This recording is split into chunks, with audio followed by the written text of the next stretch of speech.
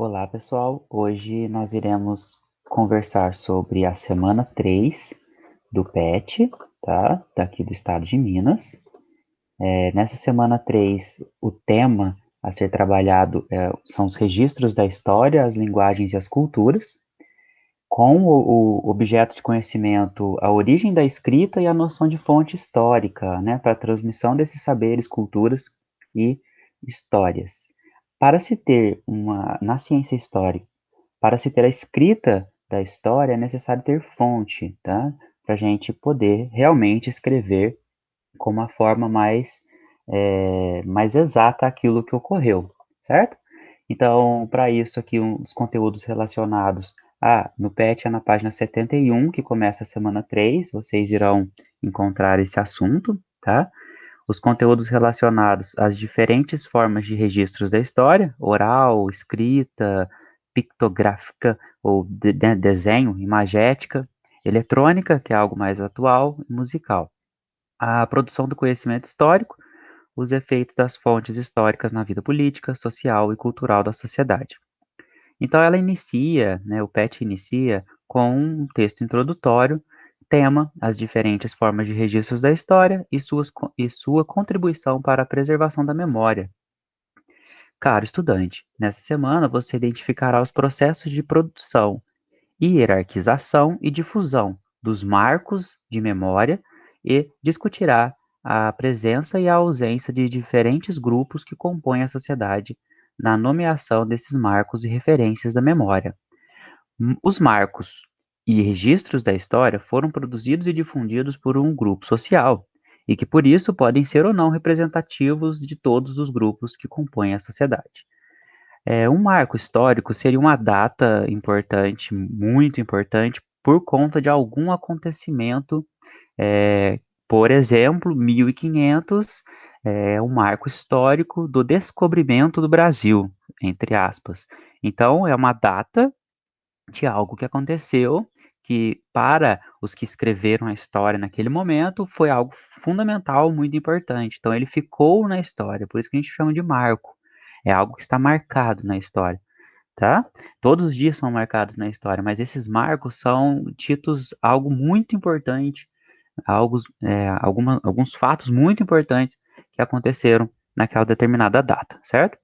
Você perceberá que a escrita ou documento da história não é a única fonte da representação da história e a reconstituição do passado dos diversos grupos que compõem a sociedade. Não existe só a história escrita, também tem a história falada, tem a história desenhada, então vários tipos de fontes, de maneiras da gente eh, descobrir o que aconteceu ou como aconteceu para poder ser feita essa escrita da história. Essas representações também podem ser feitas por outros tipos, como relatos orais, lendas, rituais, formas de saber fazer, objetos, fotos, construções, etc. Então, recapitulando, segue abaixo a citação, que iremos ler, e um mapa mental, para a gente entender esse assunto sobre as fontes. Então, a memória é também um objeto de luta pelo poder travado entre classes, grupos e indivíduos. Decidir sobre o que deve ser lembrado e também sobre o que deve ser esquecido integra os mecanismos de controle de um grupo sobre o outro. Então, esses marcos históricos que eu falei para vocês, eles são tidos como importantes por um grupo social que naquele momento detém um poder muito grande na sociedade, tá? Por isso que o texto aqui fala que essa questão da luta por o que deve ser lembrado e o que deve ser esquecido, certo? Outro aspecto importante acerca da memória é a sua relação com os lugares. As memórias individuais e coletivas têm nos lugares uma referência importante para a sua construção. As memórias dos grupos se referenciam nos espaços em que habitam e nas relações que constroem com esses espaços.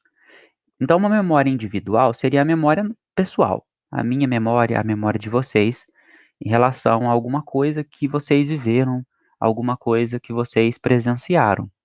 A memória coletiva seria uma memória social, uma memória mais ampla, tá? Por exemplo, todo 7 de setembro, as escolas se reúnem para cantar o hino, né? Então é uma memória nacional que é repassada para nós como indivíduos, tá? Uma memória coletiva que é repassada para nós como indivíduos.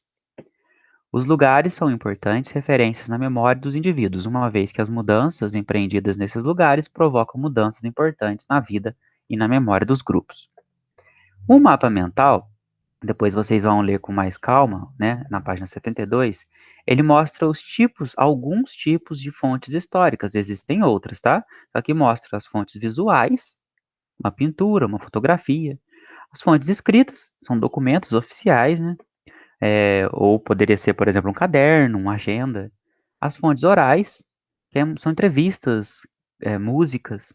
E a fonte material, que é algo que nós conseguimos pegar, né, e analisar a partir disso. Brinquedos, vestimentas, edifícios, por exemplo. Existem outras, tá? Que colocamos, o PET traz algumas. E as atividades que eu irei explicar para vocês. Primeiro, por que as fontes históricas são importantes para o estudo da história? Justifique sua resposta. A história é uma ciência. Ela é a ciência que estuda as transformações que o homem, certo? E a mulher provocou na sociedade no passar do tempo. No passado, para que ocorresse da maneira que é hoje e também as mudanças que levarão a sociedade para o futuro. Para que nós consigamos entender como que foi esse processo histórico, é necessário as fontes, eu preciso ter acesso à prova. É igual o trabalho de um detetive. Você tem que ter prova para poder escrever o que ocorreu, para poder analisar o que aconteceu, tá? Número 2. Identifique em sua casa um documento, objeto ou artigo que seja uma fonte histórica de seu contexto familiar, isto é, que revele dados, insumos, informações referentes à sua família. O que ele lhe permite contar sobre sua família? Qual é o valor desse objeto para você ou para seus familiares? Partindo da diversidade de histórias e contextos apresentados pelos objetos, reflita sobre a importância e o valor das histórias que podem existir por trás de simples elementos. Por exemplo, você vai chegar na sua casa e vai pegar algum documento, ou pode ser uma fotografia, ou pode ser um brinquedo antigo que era do seu avô, enfim, e vai responder essas questões sobre esse objeto, que é uma fonte, tá bom? Número 3. Leia a letra da música a seguir, que pode ser usada como fonte histórica. Canto das Três Raças, Clara Nunes. Ninguém ouviu um soluçar de dor no canto do Brasil. Um lamento triste sempre ecoou, desde que o índio guerreiro foi pro cativeiro e de lá cantou. Negro entoou um canto de revolta pelos ares, no quilombo dos palmares onde se refugiou. Fora a luta dos inconfidentes, pela quebra das correntes, nada adiantou. E de guerra em paz, de paz em guerra, todo o povo dessa terra, quando pôde cantar, canta de dor. Oh! E ecoa noite e dia, é ensurdecedor. Aí, mais que agonia, o canto do trabalhador.